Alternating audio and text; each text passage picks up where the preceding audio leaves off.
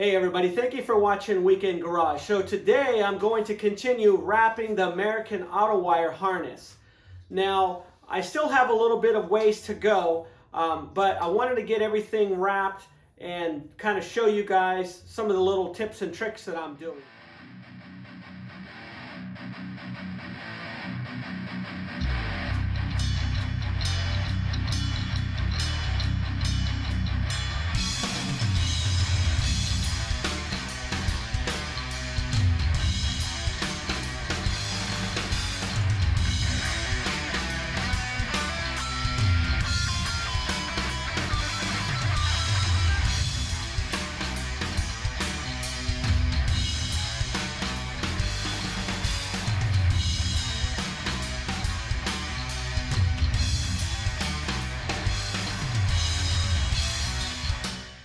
Okay, so I had to take the dash down again.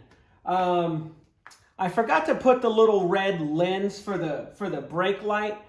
So I installed that already, and I put just a dab of clear silicone to hold it in place.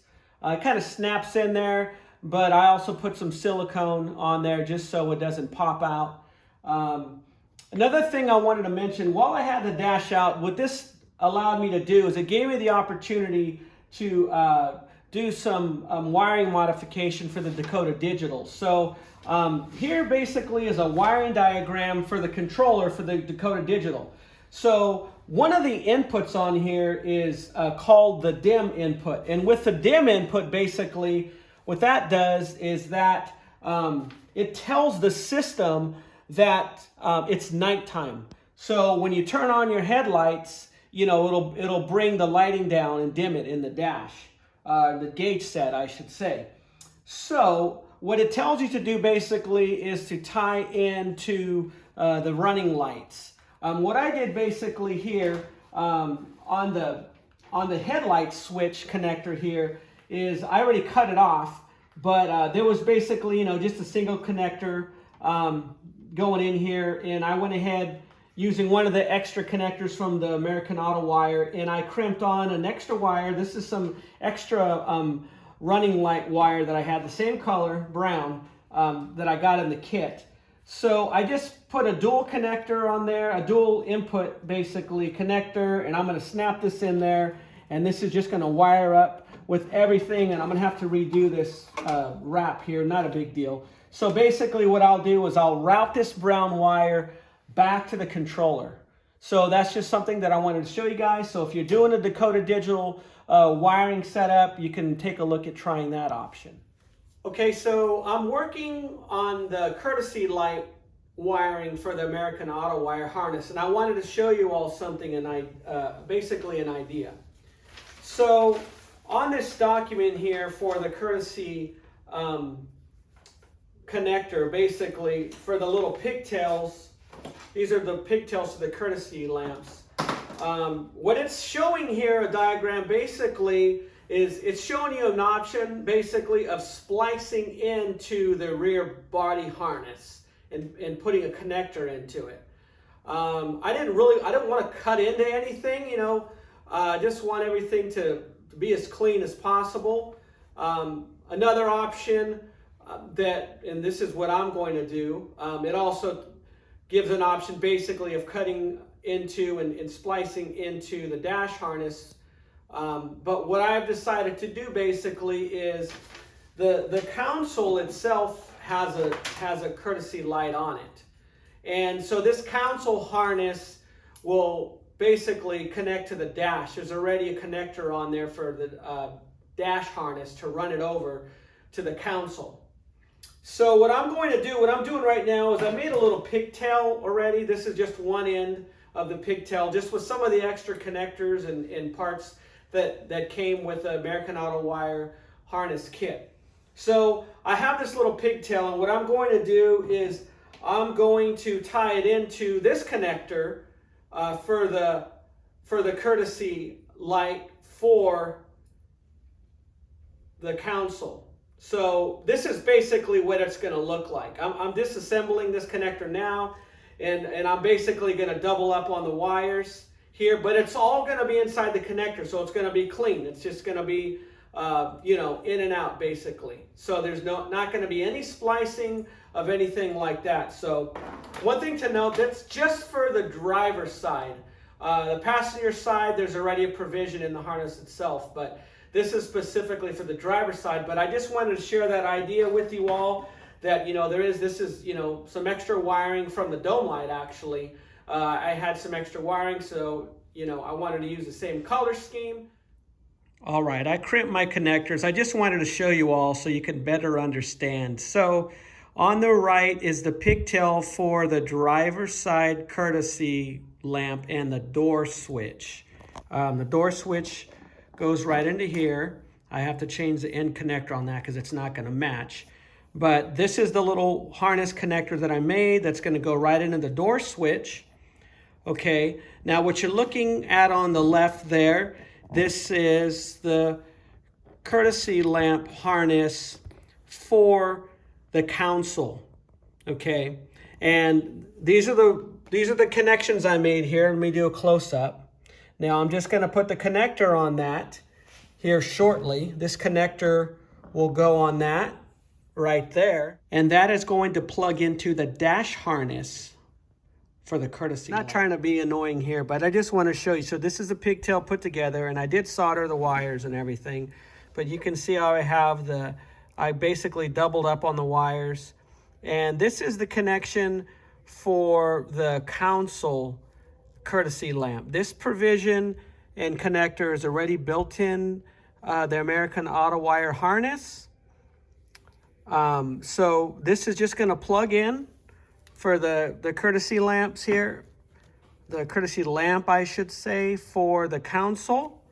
And then now I have my little pigtail here that's going to go to the driver's side courtesy lamp that has the door switch on it. All right, so I have the American Autowire harness, the main part all wrapped up. And I just wanted to show you all, because it could be a little intimidating looking at that massive bundle of wires, but I ended up separating everything.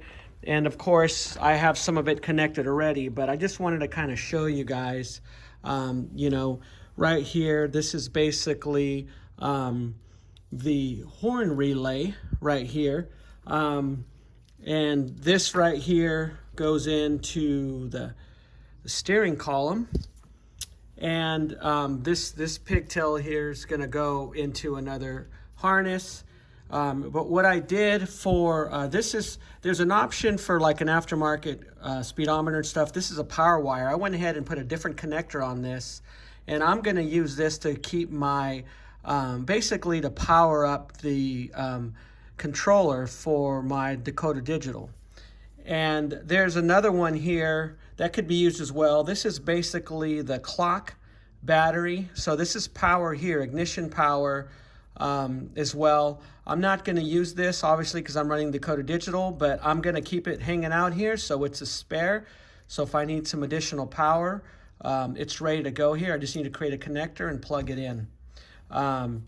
So basically everything here is all branched out. This is another connector that needs to go on. I've got it all wrapped up. And what else I have here is a few other wires. These are basically for the radio that I'm going to, you know, of course, connect to the radio. Now, if you remember, this is the wire that I added. This is for the running lights, basically. So when I turn the headlights on, this wire is going to go to the decoder digital controller, basically to dim the dash lights, letting it know that it's nighttime. So I have this already ready to go. And this gray wire is basically dash lights. So I may or may not use that. I've got some ideas that I'll talk about potentially later. And again, these are just some of the other pigtails that I have not connected yet. This dash lights right here, it already has a connector for a bulb on it.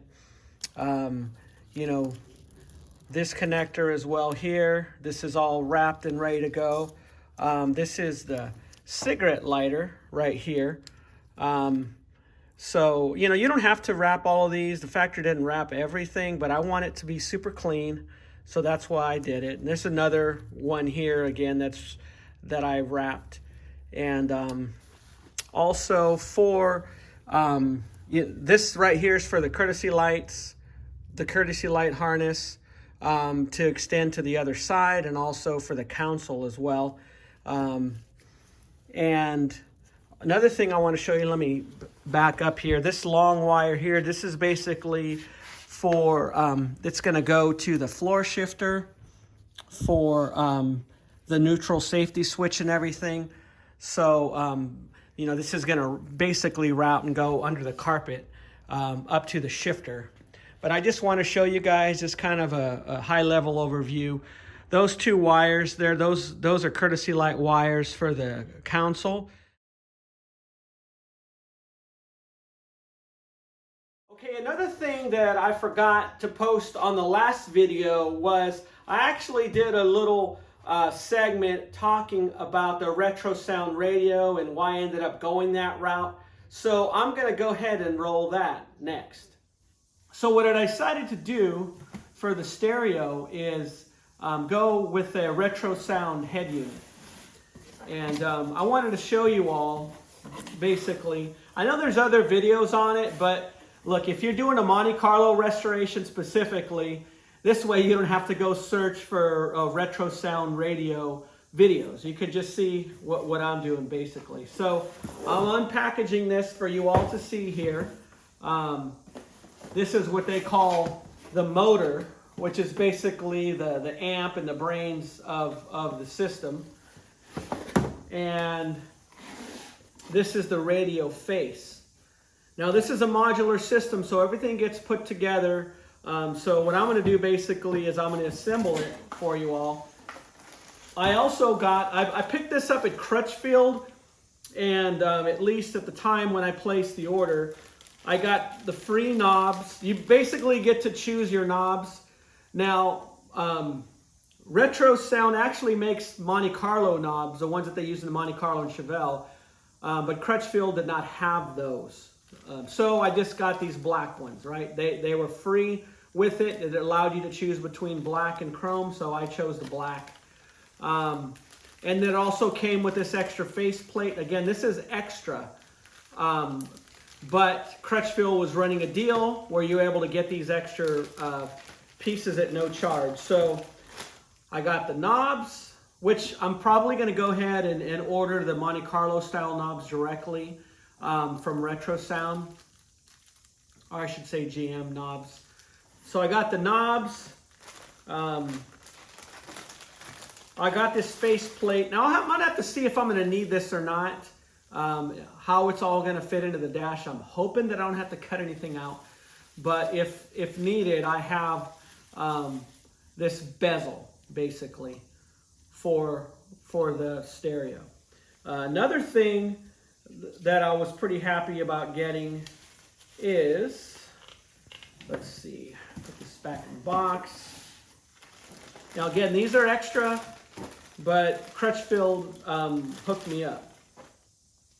I actually got some Monte Carlo faceplate. It will have the Monte Carlo logo on it. Pretty cool, huh? Okay, so let's get the box open here. Let's take a look at the motor and see. Now I want to let you all know, so this is the motor for HD. So what I was really wanting to do basically is I wanted to get an Alpine tape deck, an old school, new old stock Alpine tape deck with the CD changer. That's really the route I wanted to go. But the only one or two that I found, they were wanting like $1,200, $1,800, you know, and up. I only found a couple, and they're just way out of my price range. So this basically is, it has provisions for Sirius XM. That's an add-on module, but it does have the provisions. The unit model below this does not have the provisions. So this has the provisions for satellite radio. Also, it can interconnect with the iPod or an Android. It's also Bluetooth. It does have an input, auxiliary input. So if you wanted to, my understanding, you can like hook like a portable CD player I don't think you could do a change or anything like that. But the good thing about this is it's going to look more factory. But let's take a look. So this is the first piece here. It says, you know, read this before proceeding. So it says, if you have any issues with this, contact them before returning the item. So let's open this up here. Again, I haven't even opened this. So this is the motor. Pretty cool. This thing is very compact. Get all the inputs and everything. So again, I'll fit this out with speakers later in another video. Right now, I just want to kind of show you guys. This is cool. It says this side down. So that's very handy. So this is a compact unit. Pretty neat. So this is basically, it's got 25 watts per channel on this. So, which is great. It'll be good for my dash speakers. And I'll probably run an amp for my other speakers. I'm going to do something custom with my dash speakers. Also, the kick panel, I'm going to put speakers there as well. Not sure, maybe I'll go with 25 watt, or I may go with some components or something like that that's running a lot more wattage, and obviously I would have an amplifier power those. So I'm looking at various amps right now. You know, Alpine makes a pretty small compact amp that you can hide. I don't remember the model or anything like that because everything is still premature as far as my research. But that's what I'm looking at this time.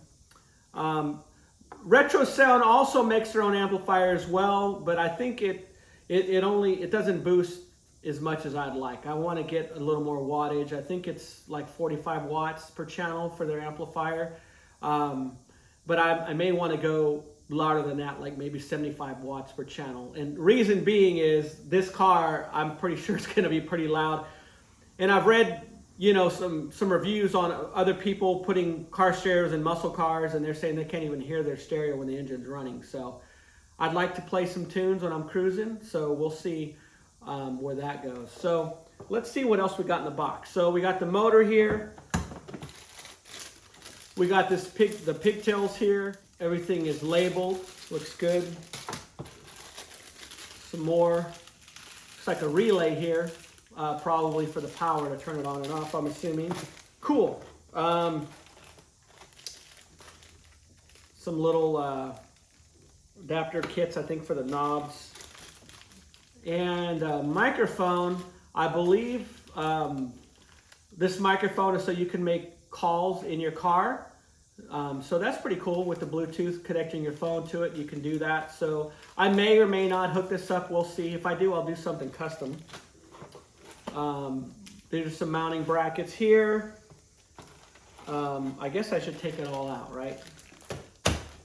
Mounting brackets, little thingamajiggies. I think these are for the knobs, some bushings or something. Some screws and washers. Get this box out of the way. And this little bracket basically to hold the weight in the back of the stereo, which is everything that came in the box. So let's take a look at, you know, what it looks like putting this all together. This basically is gonna snap on the front here like that. So it's pretty simple as far as putting everything together. Okay, so this has a protective covering on it. So you're supposed to peel this off, protective covering off first, and then stick it on.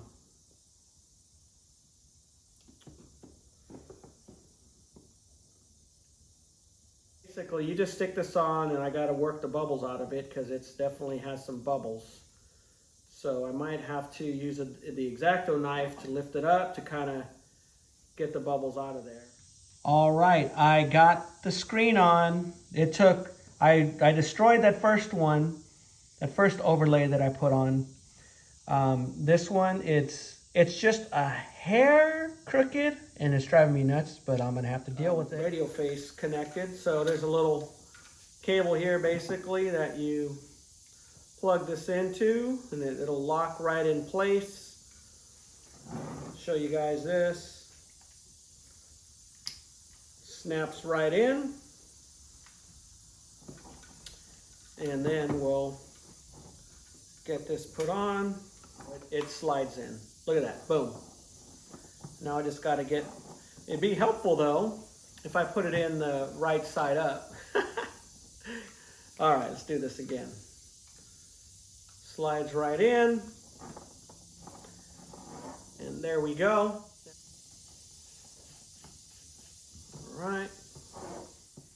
All right, now I'm getting the last screw in the bracket here. Basically, so I'm gonna kind of leave them with just a little bit loose and fit it into the dash, and then I'll tighten everything up.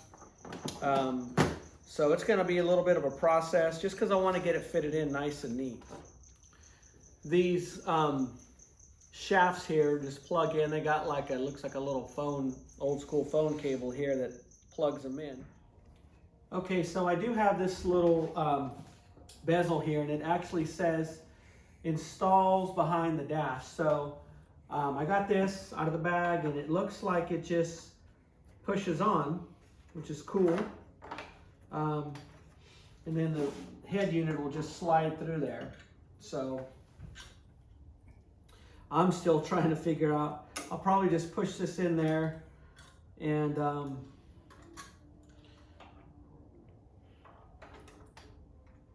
figure everything else out. So yeah, that slides in pretty easy.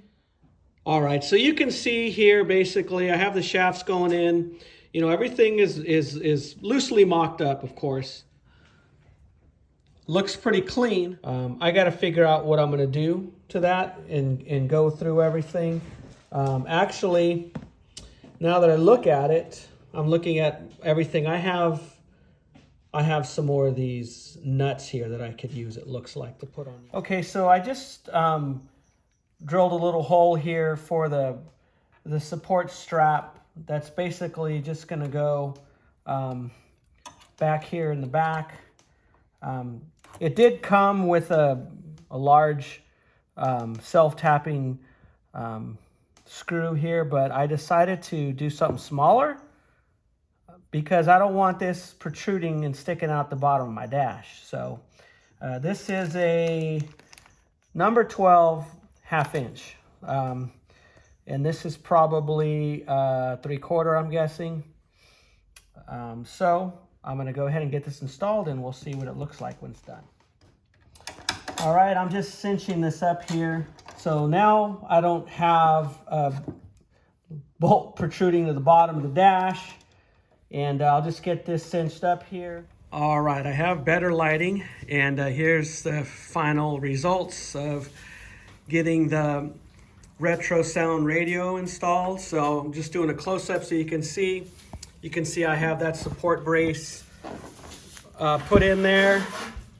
Everything looks good. And I want to show you the knobs in the back. There's the pods there, all screwed in. And let me come around the front so you can see what it looks like.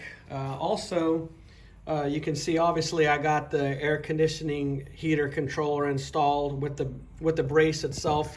I had to find one of these because I didn't have it. So you can see the cigarette lighter here. I got it all polished up and cleaned up. Everything looks really good. It's coming out well.